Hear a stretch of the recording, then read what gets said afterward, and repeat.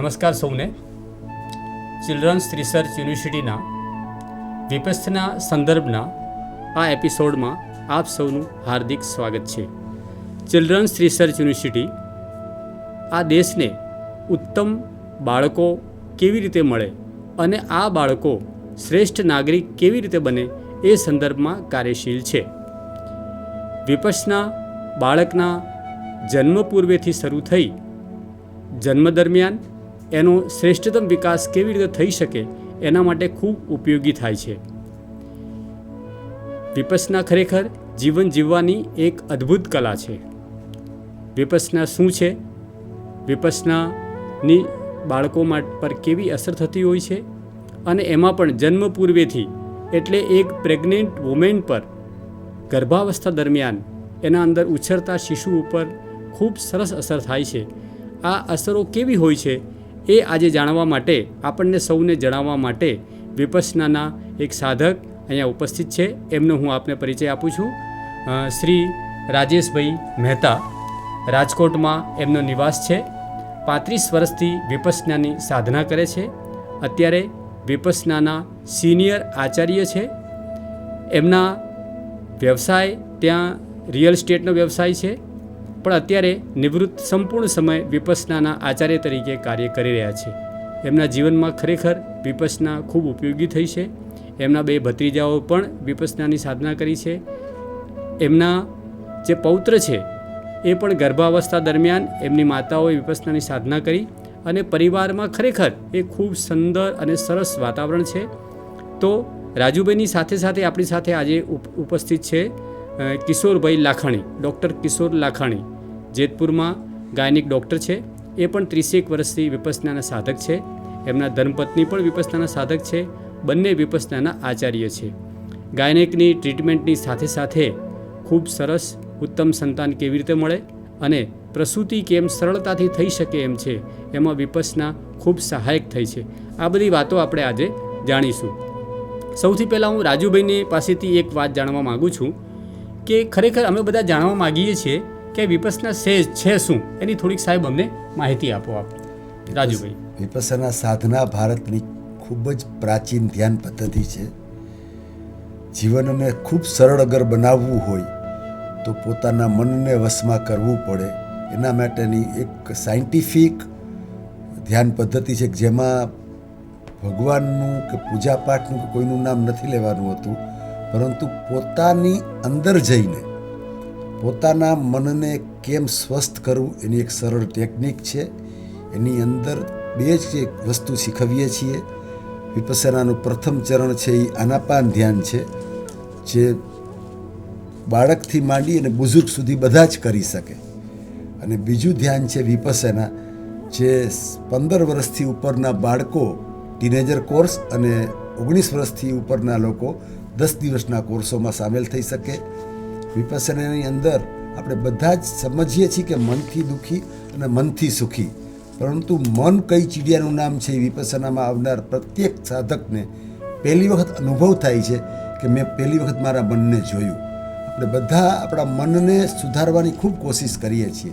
એના માટે આપણે ખૂબ આધાર અને આલમન લઈએ છીએ, પરંતુ કોન્શિયસ માઇન્ડમાં લેવાને કારણે એની અંદર આપણું જીવનમાં જો એવું પરિવર્તન નથી આવતું. કોન્શિયસ માઇન્ડની કેપેસિટી ફક્ત 5% છે. 95% જે અનકોન્શિયસ માઇન્ડ છે એ ખરેખર આપણા ભારતના ઋષિમુનિઓએ એને મોટું મન કીધું ને એકને નાનું મન કીધું. ખરેખર અનકોન્શિયસ માઇન્ડ કાંઈ શરીરમાં છે જ નહીં, એ તો સુપર કોન્શિયસ છે. એને સુધારવાની, એને બદલવાની સરસ પદ્ધતિ છે. આપણે બધા બુદ્ધિથી માનીએ છીએ કે ક્રોધ, ભય, ચિંતા, ઈર્ષા, અહમ ન કરાય, છતાં પણ આપણાથી થઈ જાય છે. કારણ કે 5% જ માનસ માને છે. જો એ 95% માનસને મનાવીએ આપણે, તો જ આપણા જીવનમાં સાચા અર્થમાં સુખ શાંતિ આવે. એ ધ્યાનની અંદર વિપස්සનામાં પ્રથમ 3.5 દિવસ પોતાના આવતા જતા શ્વાસનું ધ્યાન કરાવીએ છીએ, જે કોઈ પણ વ્યક્તિ આસાનીથી કરી શકે. એમાં કોઈ મંત્ર નથી લેવાનો, કોઈના શરણે નથી જવાનું, ફક્ત પોતાના સહજ સ્વાભાવિક શ્વાસ. અને પછી શરીરના અણુમાં લઈ જતા શીખવીએ છીએ. માથાના તાલવાથી લઈને પગના અંગૂઠા સુધી શરીરના અણુમાં શું સંવેદનાઓ થઈ રહી છે એ સંવેદનાઓ પ્રત્યે કેમ ક્ષમતા રાખવી એ સાધના શીખવીએ છીએ. એનું કારણ શું છે આ બે વસ્તુ શીખવાનું? કારણ કે આ બંને આપણા મન સાથે જોડાયેલું છે. જેમને વિપස්සના નથી કરી એ લોકોને કદાચ જો એના મનને પ્રશ્ન પૂછે તો એને જવાબ કદાચ ન મળે કે મન કઈ ચીડિયાનું નામ છે. પણ વિપස්සનામાં આવનાર દરેક સાધક ભાઈ બહેનો પહેલી વખત એવું કહે છે 10 દિવસ શિબિર પૂરું કરતા પછી કે પહેલી વખત હું મારા મન સાથે રહ્યો. તો મન આપણા અંદરમાં છે, કોઈ બહાર તો છે નહીં. કોઈ કહે છે મન મગજમાં છે, કોઈ કહે છે હૃદયમાં છે. ખરેખર એવું નથી. મન અણુમાં છે. અણુનું જ્યાં સુધી દર્શન નહીં કરીએ ત્યાં સુધી સાચા અર્થમાં મનને આપણે વાળી નહીં શકીએ. તો વિપස්සનાની અંદર આ બે જ વસ્તુ કરાવી છે. શરીરની અણુની સંવેદનાઓ જોતા શીખવીએ છીએ અને આવતા જતા શ્વાસનો અનુભવ કરાવીએ છીએ. અને એ બંને શું કામ કરાવીએ છીએ? કારણ કે આપણે બધા ક્રોધ, ભય, ચિંતા, ઈર્ષા, અહમ, બેચેની, વ્યસનોથી છૂટવા માગીએ છીએ. આપણે નાના હતા ત્યારે આપણામાં એટલા બધા નહોતા, પણ હવે જેમ જેમ આપણી ઉંમર વધતી જાય છે એમ આપણી સમજણ વધતી જાય છે, પણ આચરણમાં જીવનમાં સુખ શાંતિ નથી આવતી. કારણ કે ક્રોધ, ભય, ચિંતા, ઈર્ષા આપણે ખૂબ વધારીએ છીએ. જ્યારે પણ ક્રોધ જાગે છે અથવા તો કોઈ પણ વિકાર જાગે છે ત્યારે તરત જ આપણી શ્વાસ ઉપર એની અસર આવે છે. જેમ કે ગુસ્સો આવ્યો તો તરત શ્વાસ ઇનબેલેન્સ થઈ ગયો. આવતા જતા જે શ્વાસ છે એ સ્વાભાવિક નથી રહેતો, તરત બદલાઈ જાય છે, તેજ થઈ જાય છે. એ જ રીતે આખું શરીર પણ શાંત નથી રહેતું. એમાં પણ જીવ રાસાયણિક કેમિકલ એવી રીતે ડેવલપ થાય છે કે શરીરના અણુમાં આપણને એક પ્રકારની ગરમીનો અનુભવ થાય છે. તો એની પાછળ કારણ શું હતું? તો મેડિકલ સાયન્સની દ્રષ્ટિએ વિચારીએ તો એમાં કોઈ કેમિકલ આપણે એડ કર્યું છે. કેમિકલ આપણા શરીરના અણુમાં ફેલાઈ ગયું અને આપણને ગરમીના રૂપમાં અનુભવાયું. એ જો ગરમીના રૂપમાં જે સંવેદનાઓના રૂપમાં આપણને અનુભવાય છે એના ઉપર જો ક્ષમતા રાખતા શીખી જાય તો કેમિકલનું સંવર્ધન થવાની બદલે એ ઘટતું જાય અને ગુસ્સામાં જે આપણે સપડાઈ જાય છીએ અને ઘંટો સુધી ગુસ્સામાં પીડાય છીએ એની બદલે આપણે આસાનીથી જલ્દી ગુસ્સામાંથી બહાર નીકળી જાય. અને એક સમય એવો આવે કે ગુસ્સો જીવનમાં આવે જ નહીં પછી. તો આવી આ બે જ વસ્તુ ત્યાં કરાવી છે કે જે મન સાથે કનેક્ટેડ છે. શરીરની સંવેદના અને પોતાના આવતા જતા શ્વાસ. કાંઈ પણ મનમાં ભય જાગે છે તો શ્વાસ ઊંડો વયો જશે, શરીરમાં એક પસીનો વળી જશે. તો આ બધી જ વસ્તુ અનકોન્શિયસલી નથી થતી. આપણું મન જ્યારે એને આદેશ આપે છે કે તારા મનો અનુકૂળ ન થયું એટલે આપણી ક્ષમતા તૂટી. જેવી ક્ષમતા તૂટી એટલે અંદર ભય જાગે છે કે ગુસ્સો જાગે છે કે વાસના જાગે છે કે ઈર્ષા જાગે છે. આ બધી જ વસ્તુઓ આપણા સંવેદનાઓ સાથે જોડાયેલી છે. અને એ સંવેદના પ્રત્યે જ્યારે ક્ષમતા રાખીએ છીએ તો આસાનીથી એ દરેક વિકારોમાંથી બહાર નીકળી જાય છે. ખૂબ સરસ. સાહેબ, આપના જવાબ પરથી હું એવું સમજ્યો છું કે ભારતની આ એક પ્રાચીનતમ વિદ્યા છે અને મને માહિતી ત્યાં સુધી ગૌતમ બુદ્ધ સમાજની જે કંઈ પણ સમસ્યાઓ હતી, દુઃખ હતા, એનાથી પીડિત થઈને એમણે જે એક સંશોધન કર્યું કે ખરેખર માણસ દુઃખી કેમ થાય છે. 7-8 વર્ષ સુધી જંગલોમાં ફર્યા. એ સમયે ભારતમાં જે કંઈ પણ સાધના ચાલતી હતી તમામ પ્રકારની સાધનાઓ કરી અને અંતે જે એમને જ્ઞાન પ્રાપ્ત થયું એ જ્ઞાનની ફલશ્રુતિ સ્વરૂપે વિપස්සનાની સાધનાનું જ્ઞાન આપણને મળ્યું છે. હજારો સુધી ભારતમાં ચાલી પછી ધીરે ધીરે લુપ્ત થઈ અને ફરીથી ગોયંકાજી એને આખા ભારતના અંદર લાવ્યા છે. અને મનુષ્ય શાંતિથી બેસીને આંખો બંધ કરીને પોતાના શ્વાસ પર ધ્યાન કેન્દ્રિત કરતાં ધીરે ધીરે પોતાના અંદર ઉતરે છે અને એની પોતાના શરીરના અંદર જે સંવેદનાઓ થાય છે, ક્યાંક ખણ આવતી હોય, ક્યાંક પરસેવો થતો હોય, ક્યાંક દુખાવો થતો હોય, ક્યાંક ભારે પણ હોય, ક્યાંક હલકા પણ હોય, આ બધાની જે અનુભૂતિઓ હોય છે એ અનુભૂતિઓને સહજતાથી લેતો થાય છે. અને આ જ અનુભૂતિઓ જ્યારે જીવનમાં પણ એને થવા લાગે છે સુખ દુઃખની, એને પણ ખૂબ સહજતાથી અનિત્યતાને ભાવથી લેવા માગે છે. આમ અભ્યાસ કરતાં ધીરે ધીરે મનુષ્ય જે છે દુઃખોમાંથી મુક્ત થાય છે. પણ સાહેબ, એક એવી લોકોની માન્યતા પણ છે કે વિપස්සનાની સાધના 10 દિવસ સુધી ત્યાં જવાનું, સંપૂર્ણ સમય મૌન રહેવાનું, પાછું મોબાઈલ વગેરે કંઈ ઉપયોગ નહીં કરવાનું, આ સાધના બહુ કઠિન છે. તો ખરેખર આ સાધના ખરેખર એટલી બધી કઠિન છે? એના પર સાહેબ થોડીક વાત કરો. બિલકુલ કઠિન નથી. ખરેખર માણસે પોતાનું જીવન કઠિન બનાવી નાખ્યું છે. એટલા માટે એની અંદરની જે વિકારો જે છે એને 24 કલાક જે પરેશાન કરે છે, એ વિકારો જ્યારે અંદરથી નીકળે છે ત્યારે એને થોડુંક મનમાં અનઇઝીનેસ આવે, બેચેની આવે, વ્યાકુળતા આવે. ત્યારે એના માટે એને 2 દિવસ 4 દિવસ કોઈ સાધકને આકરું લાગે. ખરેખર જેને વધુ આકરું લાગે છે એને તો એવું સમજવું જોઈએ કે મારું મન વધારે નબળું છે. અને અમે અમારી શિબિરોમાં જોઈએ પણ છીએ, જે વધુ નબળા મનના આવે છે, ડિપ્રેશનવાળા આવે છે, વધુ દુખિયારા આવે છે, એ લોકોને 2-4 દિવસ કઠિન ચોક્કસ પડે છે, નથી પડતું એવું નહીં, પણ એના કારણે એ જતા નથી. કોઈ બિચારો નાદાન હોય ને શિબિર છોડે તો ખબર નથી, બાકી નકર ખરેખર 10મા દિવસે અન્ય સાધકોને મુકાબલે ખૂબ ખુશ અને ખૂબ પ્રસન્ન થઈને જાય છે. એ તો એવું કહે છે કે મારો નવો જન્મ થઈ ગયો, હું વારે વારે દુઃખમાં જીવન જીવતો હતો, પહેલાં મને 3-4 દિવસ ચોક્કસ થોડુંક આકરું લાગ્યું, પણ એ સમજવાને કારણે કે હું બહાર ન નીકળ્યો તો આજ મારું આખું જીવન બદલાઈ ગયું. અધિકાંશ તો એવું કહે છે કે મારો નવો જન્મ થયો. તો ભાઈ નવો જન્મ તો કાંઈ 10 દિવસમાં થતો નથી, પણ નવો જન્મ છતાંય શું કામ થયો? દુઃખમાંથી બહાર નીકળવાનો નવો રસ્તો નીકળો. અને જો દરેક મનુષ્યને દુઃખમાંથી બહાર નીકળવાનો નવો રસ્તો મળે તો સાચા અર્થમાં એનો નવો જન્મ એટલા માટે ગણાય કે એ રાગ દ્વેષ કરતો બંધ થાય, તો એના દુઃખોમાંથી આસાનીથી બહાર નીકળી જાય છે. એટલે બહુ સરળ ધ્યાન પદ્ધતિ છે. હું તો એવું કહીશ કે આનાથી કોઈ સરળ ધ્યાન પદ્ધતિ ન હોઈ શકે. પોતાના સહજ સ્વાભાવિક શ્વાસ જોવા, પોતાના શરીરમાં થતી જન્મથી જ થતી સંવેદનાઓને ફક્ત જોતા શીખવીએ છીએ. આ તો આપણે બંને વસ્તુ જન્મથી જ જોતા આવ્યા છીએ, પણ આપણો અનુભવ નથી. ખાલી એના ઉપર આપણે અનુભવ સિદ્ધ જ્યારે કરીએ છીએ ત્યારે આપણને ખ્યાલ આવે છે કે મનમાં કેટલી બધી ગંદકીઓ ભરેલી છે, અને ગંદકીઓ નીકળે છે તો થોડીક સમય માટે સામાન્ય કપડું ગંદુ હોય તો એને ધોતા કેટલું કષ્ટ પડે છે. તો આ તો મનને ધોવાની વાત છે. તો આપણે જ્યારથી જૈનમાં ત્યારથી મનને મેલું જ કરતા આવ્યા છીએ, તો એ મેલ કાઢીએ છીએ તો બની શકે 2-4 દિવસ થોડુંક કઠિન લાગે, પણ એ બહુ જ આસાનીથી શિબિરોમાંથી બહાર નીકળી જાય છે અને ખૂબ એનું લાભ લઈ શકે છે. સરસ, ખૂબ સરસ વાત કરી સાહેબ કે વિપස්සના દ્વારા મનની ગંદકી બહાર નીકળે છે. હવે સાહેબ પ્રશ્ન એ થાય છે કે સામાન્ય રીતે આપણે બાહ્ય જગતમાં જીવતા હોઈએ છીએ.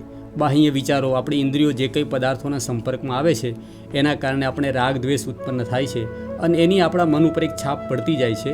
અને એ જ્યારે આંખો બંધ કરીને બેસીએ છીએ ત્યારે વિચારો સ્વરૂપે ધીરે ધીરે પાછી બહાર આવે છે. એને આપણે સહન કરી શકતા નથી. જે આપણા મને અનુભવ્યું છે ને એ અનુભૂતિને આપણે સહન કરવી આપણા માટે અઘરી હોય છે. પણ પ્રશ્ન એટલો જ છે કે આ બધું છોડીને 10 દિવસ ત્યાં બેસવું, શાંત મૌન રહેવું, મોબાઈલ પણ નહીં, કોઈથી વાતચીત પણ નહીં, એ આમ દેખીતી રીતે અઘરી લાગે છે. પણ એકવાર જ્યારે મનથી કમિટમેન્ટ કરી લઈએ કે બસ આપણે 10 દિવસ એના માટે જ કાઢવાના છે તો બિલકુલ સહેરી થઈ જાય છે. બહુ સરસ રીતે વાત કરી છે. પણ એક વજે વાત કરી કે મનની ગંદકી બહાર નીકળે છે, અને એક પ્રેગ્નેન્ટ મુમેન્ટ જ્યારે હોય છે તો એ પણ જ્યારે વિપස්සના કરવા બેસે છે અને મનની ગંદકી બહાર નીકળે અને ગર્ભાવસ્થા દરમિયાન માતાના વિચારોની બાળક ઉપર ખૂબ અસર થતી હોય છે, તો શું એ બાળક ઉપર એવી કોઈ અસર નહીં થતી હોય ને એવું મનમાં બીક લાગે છે. અને મને સાહેબ એ કહો કે ગર્ભવતી માતાઓ વિપස්සના કરી શકે, અને કરી શકે તો વિપස්සના કેન્દ્રો પર જ્યારે આવતી હોય છે તો એમની એક વિશેષ સિચ્યુએશન હોય છે, શારીરિક માનસિક, તો એમાં કંઈ એમને વિશેષ સવલતો વગેરે મળે છે? એક માતાએ એના ગર્ભ જ્યારે હોય છે ત્યારે વિપස්සના કરવા માટે આવવું કે ન આવવું એ સંદર્ભમાં સાહેબ આપની પાસેથી જાણવું છે. એને અચૂક આવવું જોઈએ. અમારા દરેક કેન્દ્રો વેઇટિંગમાં ચાલતા હોય છે, છતાંય કોઈ ગર્ભવતી માતાનું ફોર્મ ભરાઈને આવે તો અમે એને ગમે એમ કરીને સમાવી લઈએ છીએ, કારણ કે એના બાળકને પછી આવતા 100 વર્ષ સુધી એ ક્ષમતાનું જ્ઞાન નહીં દઈ શકે અનુભૂતિ લેવલે. અને આપણામાં ભૂતકાળની પણ કેટલી બધી હકીકતો છે કે બાળકને જે ગર્ભમાં વાળે છે એ ખૂબ જ એને ભવિષ્ય જીવનમાં એને કામ આવે છે. અને બીજા નંબરમાં નેગેટિવ વિચાર આવતા નથી કે જેના કારણે બાળકને અસર થાય. અને એની માતા તો સતત નેગેટિવ વિચાર કરી રહી છે, એને કાઢવા માટે એ આવે છે. જો એ નહીં કાઢે તો બાળકને ઊંધી અસર થશે કે નુકસાન થશે. ઘણી વખત એની માતાના બાળકમાં આપણે જોઈએ છીએ કે આટલું બધું કેમ ચંચળ છે, કે આટલું બધું કેમ ડિસ્ટર્બ છે. એનું કારણ એ છે કે એની મા એ ટાઈમે ડિસ્ટર્બ હતી, અને આ સાધના સમૂહનું એ માતાનું ડિસ્ટર્બન્સ બહાર કાઢે છે, માતામાં ભરપૂર શાંતિ લાવે છે. એ શાંતિ ઓટોમેટિકલી બાળકને આવવાની છે. એટલે એ તો બિલકુલ પ્રશ્ન નથી. બીજું તમે મૌનની વાત કરી, મૌન જે છે એ કંઈ અહીંયા જડ મૌન નથી. મૌનને આસાનીથી ત્યાં પાડી શકાય છે. ત્યાં 10 દિવસનો એવો સરસ કાર્યક્રમ છે કે કોઈ પણ વ્યક્તિ આસાનીથી મૌન પાડી શકે. છતાં પણ એને કાંઈ પણ પ્રશ્ન જાગે તો એ અમારા લોકો પાસે આવીને વાત કરી શકે. અને કાંઈ મેનેજમેન્ટ લેવલે પ્રશ્ન જાગે તો મેનેજમેન્ટ સાથે વાત કરી શકે. ફક્ત જે શિબિરાર્થી સાધિકાઓ હોય એની સાથે એને વાત નથી કરવાની હોતી. અમસ્તી એને એ પહેચાનતી તો છે નહીં, તો શું વાત કરવાની? અને આખો દિવસ એવો ભરચક કાર્યક્રમ છે કે એને જરૂર પણ ન પડે. ખૂબ સરસ વાત કરી રાજુભાઈ. મેં પોતે પણ 3 શિબિરો કરી છે. મને પોતાને પણ અનુભવ છે કે ત્યાં સગવડ પણ ખૂબ સારી હોય છે. ગર્ભવતી બહેનો પણ જાય તો એને પણ કોઈ પણ પ્રકારની મુશ્કેલી નથી પડતી. સાધના માટે, સમૂહ સાધના માટે એક મોટું ખંડ હોય છે જ્યાં બધા લોકો બિલકુલ સીધા બેસીને સાધના કરે છે. રહેવા માટે દરેકને સેપરેટ રૂમ મળે છે. એ રૂમમાં તમારો એક બેડ હોય, એટેચ લેટ્રિન બાથરૂમ હોય છે, તમારા મુવમેન્ટ માટેની થોડીક જગ્યા હોય છે. આ સિવાય તમારે એકલા બેસીને ધ્યાન કરવું હોય છે તો એના માટે પણ તમને અલગ એક નાનું રૂમ હોય છે જેને શૂન્યાગાર કહે છે. ત્યાં બેસીને પણ ધ્યાન કરી શકે છે. મૌન રાખવું પણ ખૂબ સરળ છે. વાતાવરણ જ એવું હોય છે, કોઈની સામે જોતું નથી. બિલકુલ તમારી સગવડો એટલી સરસ ગોઠવાયેલી હોય છે. નાસ્તાના ટાઈમે તમે ડીશ લઈને ઊભા રહો છો તો તમે નાસ્તો જાતે લઈને આરામથી તમારી જગ્યા ફિક્સ હોય છે. ત્યાં બેસીને તમે નાસ્તો કરી લો છો. નાસ્તો કર્યા પછી તમારું વાસણ જાતે ધોઈને મૂકી દો. ત્યાં થોડું ઘણું તમે પછી વાતાવરણ પર, કુદરતી વાતાવરણ સુંદર હોય ત્યાં થોડું ઘણું તમે હરો ફરો અથવા તમારા રૂમમાં જઈને શાંતિથી બેસો. ખૂબ સરસ, મનને એકદમ શાંત કરે એવું વાતાવરણ હોય છે. અને પ્રેગ્નન્સી દરમિયાન ઘણા બધા પ્રકારના મનમાં વિચારો જે આવતા હોય છે, ધીરે ધીરે વિચારો શાંત થાય છે. રાજુભાઈએ કહ્યું એમ બાળકની જે ચંચળતા જે છે એ જન્મ્યા પછી ઓછી જોવા મળે છે. હવે આપણી સાથે કિશોરભાઈ લાખાણી સાહેબ પણ ઉપસ્થિત છે. તો સાહેબ, ગર્ભાવસ્થામાં માતાની સ્થિતિ એક બહુ જ શારીરિક અને માનસિક રીતે બહુ નાજુક હોય છે. એનો મૂડ સ્વિંગ પણ ખૂબ ઝડપથી થાય છે. ગુસ્સો પણ ખૂબ ઝડપથી આવે છે. થોડી સુસ્તી, આળસ પણ એની અંદર રહે છે. એને અલગ અલગ પ્રકારના એને શું કહેવાય કે અનિશ્ચિતતાઓ પણ શરીરમાં પરિવર્તનો ઝડપથી આવ્યા કરતા હોય છે. તો આવી સ્થિતિમાં જે વિપස්සના કરે છે કેવી રીતે સહાયક થઈ શકતી હોય છે સાહેબ? ગર્ભાવસ્થાનો જે સમયગાળો છે એ થોડી માતા માટે, મહિલા માટે થોડી કપરી યાત્રા છે. કેમ કે ગર્ભાવસ્થાની શરૂઆતથી જ એના મનોભાવોની ઝડપથી થતી ફેરબદલ, એના મનના બીજા વિકારોની ઉદ્ભવસ્થાન અને શારીરિક ફેરફારો જે થાય છે એને કારણે સગર્ભા માતા એ સ્વીકારવામાં થોડી અડચણો અનુભવે છે. શારીરિક ફેરફારો જોઈએ તો શરૂઆતના તબક્કામાં જ ઉલટી ઉપકા થવા, બેચેની, વ્યાકુળતા, સાથે અપચો, ઇનડાઇજેશન, કોન્સ્ટિપેશન, આવી શારીરિક તકલીફો થાય છે. અને ક્યારેક ક્યારેક માતા જો બહુ જ તણાવમાં રહે તો એને હાઈ બ્લડ પ્રેશર પણ જોવા મળે છે. જ્યારે માનસિક ફેરફારોની સાથે શારીરિક ફેરફારો જ્યારે થતા હોય છે ત્યારે માતાના મગજની જે અંતઃસ્ત્રાવી ગ્રંથિઓ છે એમાંથી જે હાનિકારક રસાયણો ઝરે છે એ સમગ્ર રક્તવાહિનીમાં થઈ અને સમગ્ર શરીરમાં પરિભ્રમણ કરે છે ત્યારે શરીરના દરેક અંગોને પ્રભાવિત કરે છે. અને એ જે સ્ટ્રેસ હોર્મોન છે, હાનિકારક રસાયણો છે, એ સતત માતાને પીડા આપે છે. એને બેચેની અનુભવે છે, વ્યાકુળતા અનુભવે છે. પણ સગર્ભા માતા જ્યારે વિપશ્યના કેન્દ્ર પર આવે છે ત્યારે એને પોતાના શ્વાસ અને સંવેદનાને જોવાની જે પ્રક્રિયા શીખવાડવામાં આવે છે એને કારણે થઈને જે આ હાનિકારક રસાયણોથી શરીરમાં જે કંઈ પણ ઘટનાઓ ઘટે છે એને તટસ્થ ભાવે જોતા શીખે છે. એને કારણે થઈને એનું મન શાંત થાય છે, મન એકાગ્ર થાય છે અને થોડે અંશે નિર્મળ થવા માંડે છે. જેને કારણે થઈને જે નુકસાન કરતા રસાયણો છે એની જગ્યાએ એ હોર્મોન્સ ઓફ હેપીનેસ જેને કહેવાય કે જે સુખદ પરિણામ આપે છે એવા હોર્મોન્સનું સિક્રેશન અંતઃસ્ત્રાવી ગ્રંથિઓમાંથી થાય છે. જેને કારણે થઈને એ થોડું સુખની અનુભૂતિ કરે છે અને આ જે વિચલિત પરિસ્થિતિ છે એમાંથી મનને સમતામાં રાખી શકે છે. જેમ જેમ મનની સમતા વધતી જશે એમ એની વ્યાકુળતા, બેચેની, પ્રસૂતિ અંગેની અનિશ્ચિતતા, ભય બધું ઓછું થતું જશે અને એની જે યાત્રા છે 9 માસની એ સુખદ થશે. અને આ સાધનાને કારણે જેમ જેમ મન નિર્મળ થશે એમ એની નકારાત્મક ઘટતા એનામાં સકારાત્મક જે ગુણો છે, પ્રેમ છે, મૈત્રી છે, કરુણા છે, સદભાવ છે, એ ઉજાગર થાય છે. અને આ બધા જે સદ્ગુણો છે એ સદ્ગુણો ગર્ભસ્થ શિશુ સરળતાથી સ્વીકારી લે છે. એટલે જ્યારે એ માતાના પેટ કુખેથી જન્મીને જ્યારે એક બાળક તરીકે જન્મ લેશે ત્યારે એ જન્મ સાથે જ આ ગુણો પોતાનામાં લઈને ઉતરે છે. તો આ રીતે વિપશ્યનાથી માતાના શારીરિક અને માનસિક મનોભાવમાં પણ પરિવર્તન આવે છે અને એ સકારાત્મક પરિવર્તનને કારણે બાળક પણ પોતે સદ્ગુણો સાથે આવે છે અને એક ઉત્તમ નાગરિક તરીકે જીવનમાં પદાર્પણ કરે છે.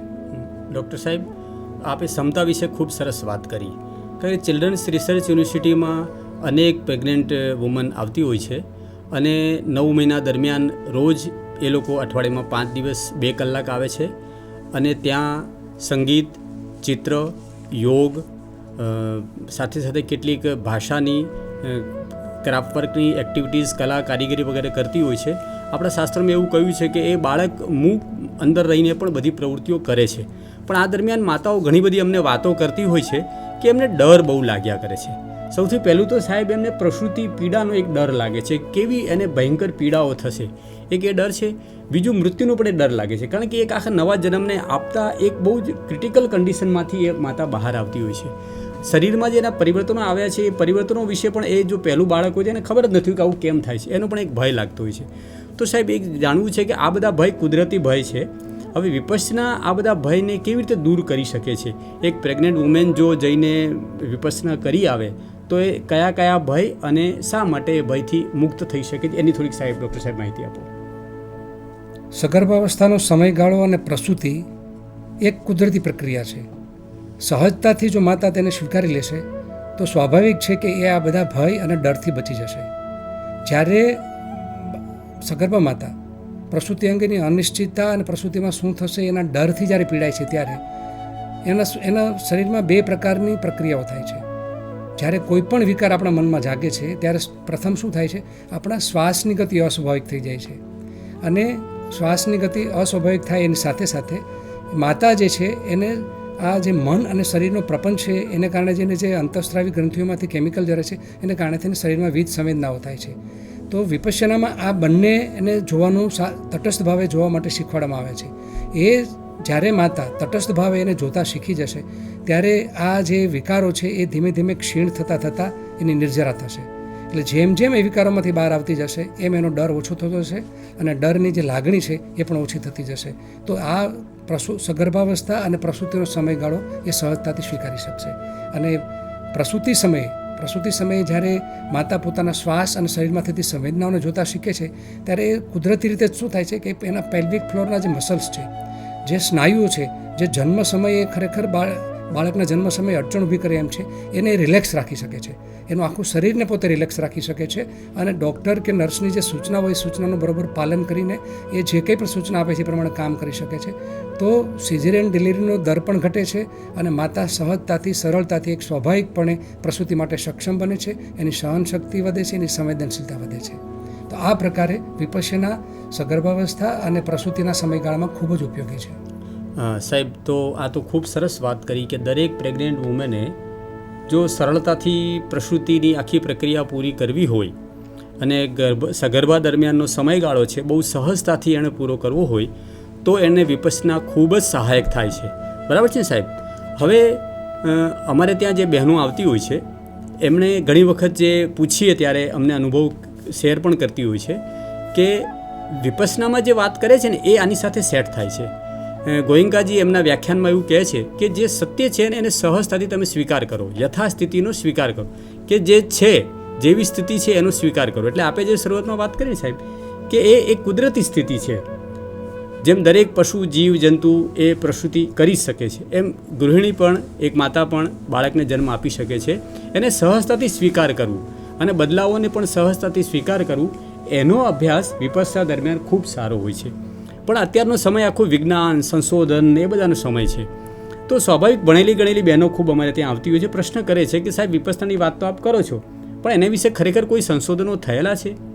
કંઈ એવા વિશિષ્ટ એના અંદરથી ધ્યાનમાં આવ્યું હોય કે કોઈ બહેન હોય એને અથવા કોઈ એક મોટો સમૂહ હોય એના પર કોઈ સંશોધનો થયા હોય અથવા કોઈ ક્રિટિકલ આપના દરમિયાન ધ્યાનમાં આવ્યું હોય, ક્રિટિકલ પરિસ્થિતિ છે પ્રેગ્નન્ટ વુમેનની અને વિપસ્સનાના કારણે સહજતાથી થઈ ગયું હોય તો એવો સંશોધન આધારિત કે આપના ધ્યાનમાં આવેલો અનુભવ હોય તો કોઈ સાહેબ વાત કરો. વિપસ્સના ધ્યાન અત્યારની ધ્યાન પદ્ધતિઓમાં એકદમ વૈજ્ઞાનિક ધ્યાન સાધના છે. છેલ્લા કેટલાક સમયથી વિજ્ઞાને અનેક સંશોધનો વિપસ્સના ધ્યાન કરતી મહિલાઓ અને વિપસ્સના ધ્યાન કરતા સાધકોમાં કરેલા છે. અને એ બધા જ સંશોધનનું તારણ એવું છે કે ખરેખર વિપસ્સનામાં પ્રાચીન જ્ઞાન અને આધુનિક વિજ્ઞાનનો ખરેખર સંગમ થતો જોવા મળે છે. આપણને જાણીને નવાઈ લાગશે કે અત્યારે જે ન્યુરોસાયન્સ ડિપાર્ટમેન્ટ જે સાધકો છે એમના મનોભાવો, એમની જે માનસિક પરિસ્થિતિઓ અને એમનું જે વિશ્લેષણ કરે છે એના પર જે સંશોધન કરે છે તો ખૂબ જ એવી આધારભૂત માહિતી મળી છે. તમને જાણીને નવાઈ લાગશે કે નિયમિત ધ્યાન કરનારા જે ગંભીર સાધકો છે એનું જે પ્રીફ્રન્ટલ કોર્ટેક્સ કે છે, જે બહિર્ગોળ ભાગ છે મગજનો આગલો, એની જાડાઈ વધે છે. આ જે છે પ્રી ફ્રન્ટલ કોર્ટેક્સ એમાં પર્સનાલિટી સેન્ટર નામનું એક કેન્દ્ર રહેલું છે. એ કેન્દ્ર આપણા સમજવાની, વિચારવાની, નિર્ણય શક્તિની અને એકાગ્રતાની જે આપણા જે ગુણો છે એ આ સેન્ટર દ્વારા નિમિત્ત થાય છે. તો એની જાડાઈ વધે છે, એમાં નવું વાયરિંગ થાય છે, એમાં નવા ન્યુરોન્સ રીજનરેટ થાય છે, જેને ન્યુરોપ્લાસ્ટિસિટી કહેવામાં આવે છે. તો આ સંશોધને સાબિત કર્યું છે કે ખરેખર ગંભીર સાધકો જ્યારે નિયમિત ધ્યાન કરે છે ત્યારે એના જે ફ્રન્ટલ કોર્ટેક્સ છે એની જાડાઈ વધે છે, એની થિકનેસ વધે છે. બીજું એક સંશોધન એવું થયેલું છે કે હિપ્પોકેમ્પસ, કે જે આપણી યાદશક્તિની અને સમજણ શક્તિનું કેન્દ્ર છે, તો એનો પણ વિકાસ થાય છે. એમાં પણ ગ્રે મેટર એની વધે છે, એની જાડાઈ વધે છે, જેને કારણે થઈને જે બાળકોથી માંડીને પુખ્ત વયના લોકો, દરેક લોકોની શક્તિ, ગ્રહણ શક્તિ, સમજણ શક્તિ અને યાદદાસ્ત વધે છે. આ હિપ્પોકેમ્પસના ગ્રોથને કારણે થાય છે. બીજું એનાથી પણ એક આગળ જતાં એક વધુ જે તારણ નીકળ્યું છે એમિગડાલા. આ છે એ આપણું ફિયર સેન્ટર કહેવાય છે. ફિયર સેન્ટર એટલા માટે કહેવાય છે કે જે આપણામાં ડર, ભય, ચિંતા, જે અનિશ્ચિતતા, અસુરક્ષાની ભાવના છે એનું એ સેન્ટર છે. તો સમય જતાં નિયમિત ધ્યાન કરનાર ગંભીર સાધક જ્યારે લાંબા સમય સુધી ધ્યાન કરે છે ત્યારે આનું જો સંશોધન કરવામાં આવ્યું તો એ એમિગડાલા છે એની સાઇઝ ઘટે છે, એ થોડું સંકોચાય છે અને એની સક્રિયતામાં ઘટાડો થાય છે. તો આ બંને પરિબળોને કારણે નિયમિત ધ્યાન કરનારને અસુરક્ષાની ભાવના ઓછી હશે, વાતમાં એ ડરી નહીં જાય, ભય, ચિંતા જેવા જે વિકારો છે એને બહુ પજવશે નહીં. અત્યારે બીજી બધી ચોંકાવનારી વાત એ પણ નીકળી છે કે નિયમિત ધ્યાન કરનાર, લાંબા સમયથી ધ્યાન કરનારનું જીવન લંબાઈ શકે છે. એની જે જીવનની યાત્રા છે એ સુખદ યાત્રા થઈ શકે છે અને લાંબા સમય સુધી યુવાનીનો અનુભવ કરી શકે છે. એનું જે મુખ્ય કારણ છે એ છે કે આપણા રંગસૂત્રોના છેડા ઉપર ટેલોમિયર્સ નામની એક કેપ હોય છે, જે કવચ હોય છે. એ સમય જતાં એજિંગને કારણે કુદરતી રીતે જેમ આપણી ઉંમર વધે છે એમ એનો ઘસારો થાય છે, એની લેન્થ ટૂંકી થાય છે. પણ નિયમિત ધ્યાન કરનારા જે સાધકો છે એનો અભ્યાસ કરવામાં આવ્યો, તેમાં જોવામાં આવ્યું કે જે ઘસારો છે ટેલોમિયર્સમાં એ ઓછો થાય છે. કેમ કે બ્રેનની અંદર જે ટેલોમરેજ એક્ટિવિટી કહેવામાં આવે છે, જે ટેલોમિયર્સનું બંધારણ રચે છે, એ ટેલોમરેજ એક્ટિવિટી વધે છે. એટલે નહીં ધ્યાન કરનારા લોકોની સાપેક્ષે જે લોકો નિયમિત ધ્યાન લાંબા સમયથી કરે છે એના ટેલોમિયર્સની લંબાઈ વધારે છે. એટલે એ લોકો મોટી ઉંમરે પણ યુવાવસ્થાની અનુભૂતિ કરી શકે છે અને એમનું એની જીવન રેખા પણ લંબાય છે. બીજી વાત એ પણ જાણવા મળી છે કે અત્યારે જે EEG, જેમ આપણો ઇલેક્ટ્રોકાર્ડિયોગ્રામ છે, હૃદયનું જે ઇલેક્ટ્રિક એક્ટિવિટી જાણવામાં આવે છે, એ રીતે મગજની ઇલેક્ટ્રિક એક્ટિવિટી જાણવા માટે EEG છે, ઇલેક્ટ્રોએન્સેફેલોગ્રામ.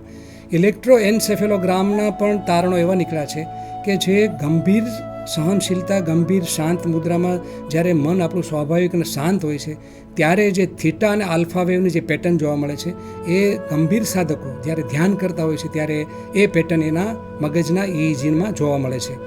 અને EEG એવું પણ દર્શાવ્યું છે કે ગંભીર સાધક પોતાના ધ્યાનની ઊંડાણ માપી શકે છે, એ કેટલું ગહેરું ધ્યાન કરી શકે માપી શકે છે. તો એનો મતલબ એ થયો કે આ જે સબ્જેક્ટિવ ફિલિંગ છે એનો ઓબ્જેક્ટિવ ડાટા સાથે મેચ થાય છે. એટલે અત્યારે વિજ્ઞાને ખૂબ જ પ્રગતિ કરી છે. ન્યુરોકેમિકલ્સની વાત એકથી વધારે વાર થઈ ગઈ છે.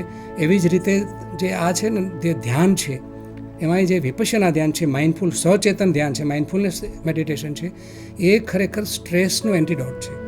આપણા તણાવનું જે મુખ્ય કારણ છે કે જે આપણે જ્યારે પણ મગજમાં જ્યારે આપણે ચિંતાનો, ભયનો, ડરનો વિકાર જાગે છે ત્યારે જે ન્યુરોકેમિકલ્સ જે સિક્રેટ થાય છે એને કારણે આપણે પીડાય છે. તો એ તણાવ ઓછો કરે છે. એટલે તણાવને દૂર કરવા માટે, તણાવથી બચવા માટે, એનું તણાવ સાથે એક અભય કવચ મેળવવા માટે મેડિટેશન, એ વિપશ્યના મેડિટેશન ખૂબ ઉપયોગી છે. આજે લાંબા સમયની વાત કરીને ધ્યાન કરવાની સાહેબે, એમાં બહુ જ બેનિફિટ મળે છે. એ વાત એમની બિલકુલ ઓથેન્ટિક સાયન્સે કીધી. પણ જે શિબિર શરૂઆત કરીને જે ગર્ભવતી માતાઓને પણ આનો તરત લાભ તો શરૂ થઈ જ જાય છે અને વધુને વધુ લાભ લેવા માટે એ જો રેગ્યુલર કરતા જાય તો એને અધિકાંશ એના આવનાર બાળકને પણ વધારે ખૂબ લાભ મળે અને પોતાને પણ ખૂબ લાભ મળે. અને જે બાળક આવતા 5 વર્ષ સુધી એની માતાનું ઓબ્ઝર્વેશન વધુને વધુ કરવાનો છે, તો એની માતા જે ધ્યાન કરતી રહેશે તો એનામાં ઓટોમેટિકલી ધ્યાન કરવાનો અંદરથી ભાવ જાગશે ને એ બાળક કદી સાધના નહીં છોડે. સાહેબ, સરસ વાત કરી છે. આપ અનેક વર્ષોથી સિનિયર શિક્ષક તરીકે પણ કામ કરી રહ્યા છો, તેવી અનેક માતાઓ આપની પાસે સગર્ભા દરમિયાન આવી હશે, એના ઓબ્ઝર્વેશન પણ હશે. તો એવા કોઈ વિશેષ અનુભવો હોય સગર્ભા મહિલા જે યોગ કરવા આવી હોય, આપના શ્રીમતીજી છે એ પણ વર્ષોથી સિનિયર શિક્ષક છે તો આપણી ચર્ચા પણ થઈ હશે, તો એવા કોઈ વિશેષ અનુભવો હોય જે અમારા પ્રેક્ષકોને સાંભળીને કંઈક પ્રેરણા આપી શકે તે બિચારા અનુભવોની સાહેબ વાત કરો ને. અસંખ્ય અનુભવો છે, પણ સમયના અભાવે મારા પરિવારના જ 2 અનુભવ કહી દઉં આપને. મારી પુત્રવધુએ પ્રેગ્નન્સી સમયે તો વિપસના કરેલી જ, પણ એની પહેલાં પણ એને શિબિર કરી લીધી હતી. પ્રેગ્નન્સીમાં એને 2 શિબિર કરી, અને ત્યારબાદ એના બાળકો આજે 17 વર્ષથી 20 વર્ષના છે.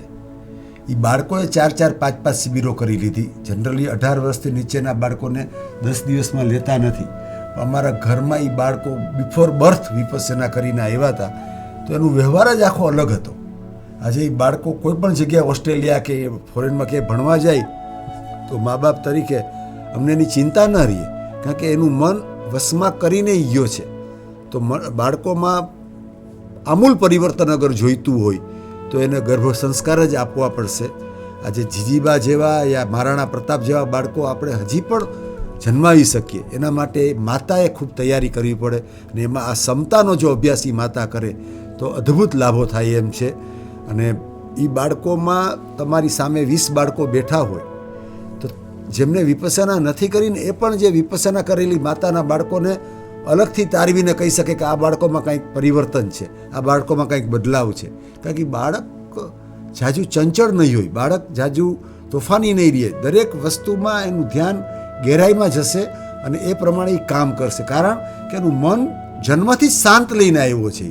એનું પરિણામ બાળકને ખૂબ મળે છે અને એના પરિણામે આખા ફેમિલીને ખૂબ મળે છે. આજે દરેક બાળક માતા પિતા એવું ઈચ્છે છે કે મારે ઉત્તમ બાળક જોઈએ છે. તો ઉત્તમ બાળક માટે એવું કોઈ કાર્ય કરવું પડશે કે જે ખરેખર એના જીવન સુધી ચાલે. તો આ એના જન્મથી લઈને જીવન સુધી ચાલે એવી સરળ ધ્યાન પદ્ધતિ છે. સરસ, ખૂબ સરસ વાત કરી આપ. એઝ અ ટીચર તરીકેના આપના અનુભવ છે સાહેબ. એક ડૉક્ટર તરીકે સેંકડો બાળકોની ડિલિવરી, માતાઓની ડિલિવરી આપણે કરાવી હશે, તો એવા કોઈ ક્રિટિકલ કેસ હોય અથવા આપના ધ્યાનમાં આવ્યું કે વિપસ્ની સાધકની ડિલિવરી અને વિપસ્ની સાધક ન હોય એની ડિલિવરીમાં કંઈ ભેદ જોવા મળ્યો હોય, અથવા ક્રિટિકલ કન્ડિશનમાં વિપસનાના કારણે સરળતાથી ડિલિવરી થઈ હોય, નેચરલ ડિલિવરી પર વિપસના શું અસર કરે છે એના વિશે ડૉક્ટર સાહેબ થોડીક વાત કરો અમને. છેલ્લા 40 વર્ષનો મારો પ્રસૂતિ રોગ વિશેષજ્ઞ તરીકેનો જે અનુભવ છે એમાં મેં વિપસના કરી અને મેં જેમને પ્રેરણા આપી એવી બહેનો દીકરીઓ વિપસના કરીને સગર્ભા માતા તરીકે મારા દર્દી તરીકે આવે છે. અને એ જ્યારે પ્રસૂતિના સમય સુધી પહોંચે છે ને એમની પ્રસૂતિ કરાવવાનું જ્યારે અમારે અવસર ઉત્પન્ન થાય છે ત્યારે અમે તરત જ અલગ તરી આવે છે માતાઓ. એ અમારી વાતોમાં તરત સહકાર આપે છે. એને પોતાની જાત ઉપર અને પોતાની સારવાર કરનાર તબીબ ઉપર પૂરી શ્રદ્ધા છે, પૂરી ક્ષમતા સાથે એ વાત સહજતાથી સ્વીકારે છે કે પ્રસૂતિની પીડા મારે જ ભોગવવાની છે. પણ એને એ બાબતનો કોઈ ડર નથી, કેમ કે સગર્ભાવસ્થા દરમિયાન એણે ધ્યાન કરેલું છે, એ નિયમિત ધ્યાન કરતી આવી છે.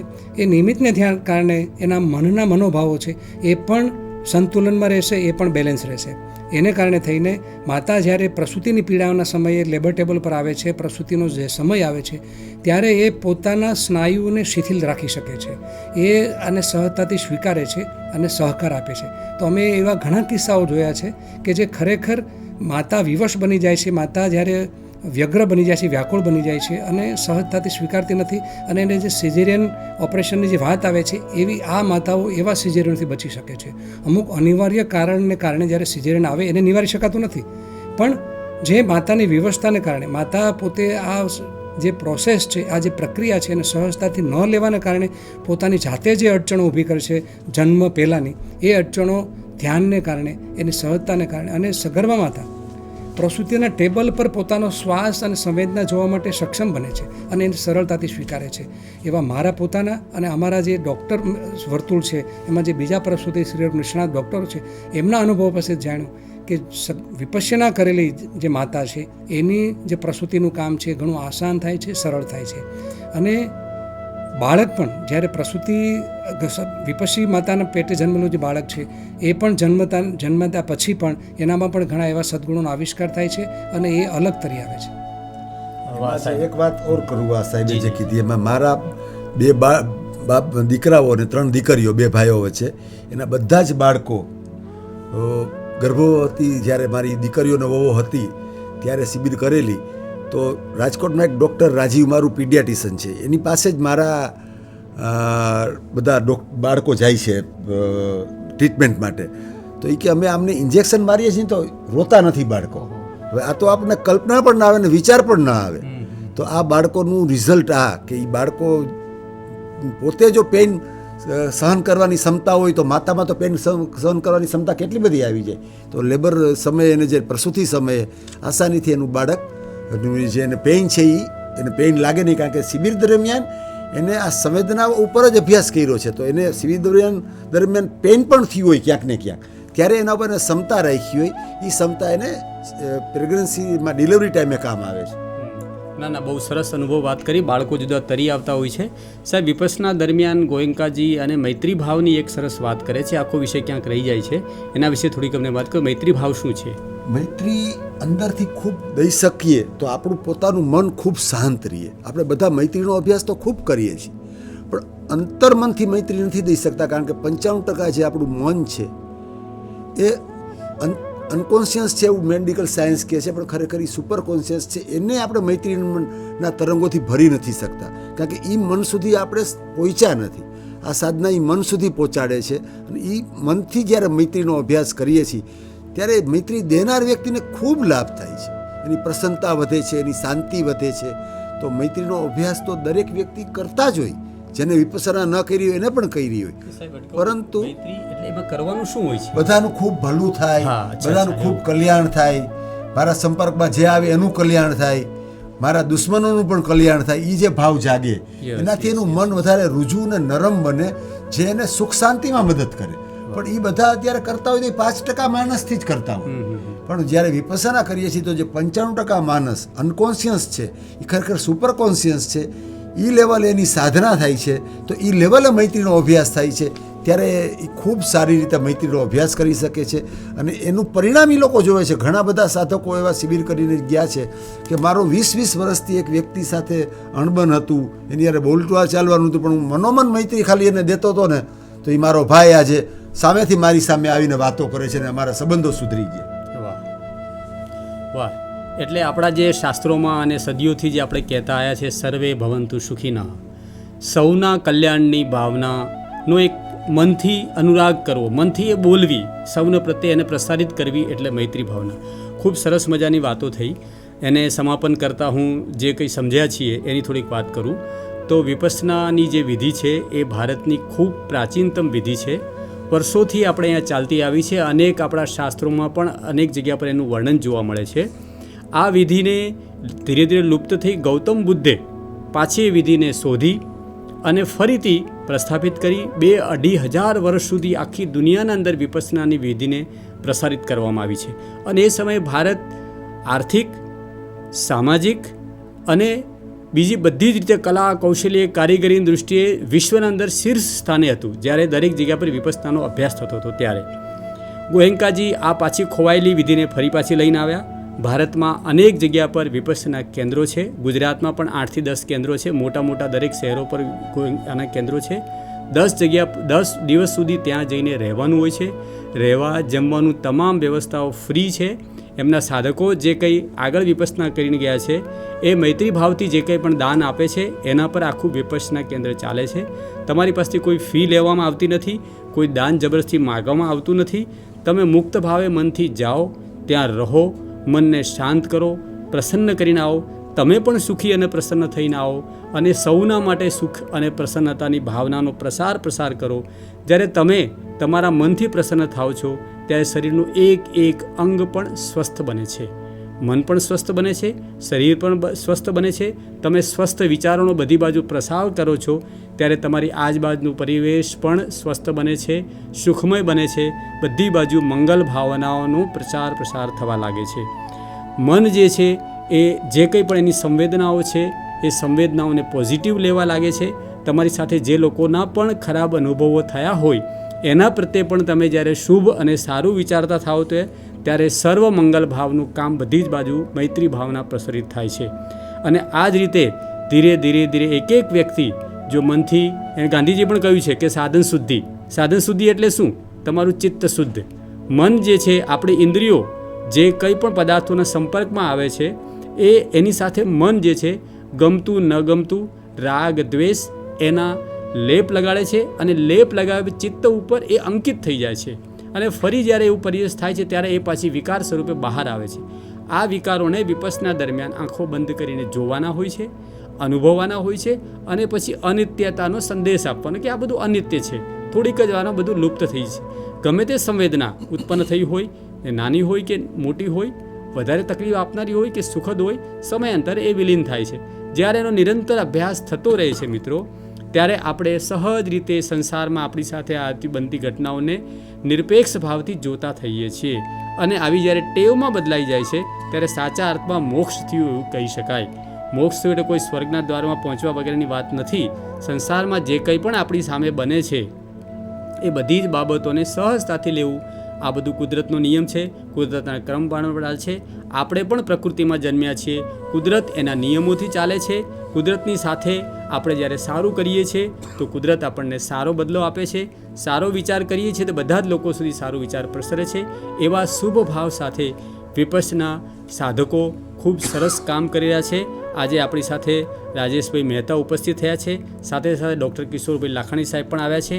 એ બંનેનો ચિલ્ડ્રન્સ રિસર્ચ યુનિવર્સિટી તરફથી અને આપ સૌ તરફથી ખૂબ ખૂબ આભાર માનું છું. એની સાથે જ મૈત્રી ભાવના પ્રગટ કરતાં હું કહું છું કે જે કંઈ પણ કાર્ય કરી રહ્યા છે ભગવાન એમને દીર્ઘ આયુષ્ય આપે અને આ કાર્ય ખૂબ સરસ રીતે, સુંદર રીતે હજારો લોકો સુધી પહોંચાડે અને એમના જીવનના અંતિમ શ્વાસ સુધી સ્વસ્થતા સ્વરૂપ કરતા રહે અને અમને પણ એવી પ્રેરણા આપે છે. એવી ભાવ સાથે હું મારી વાત પૂરું કરું છું. ખૂબ ખૂબ ધન્યવાદ. નમસ્કાર.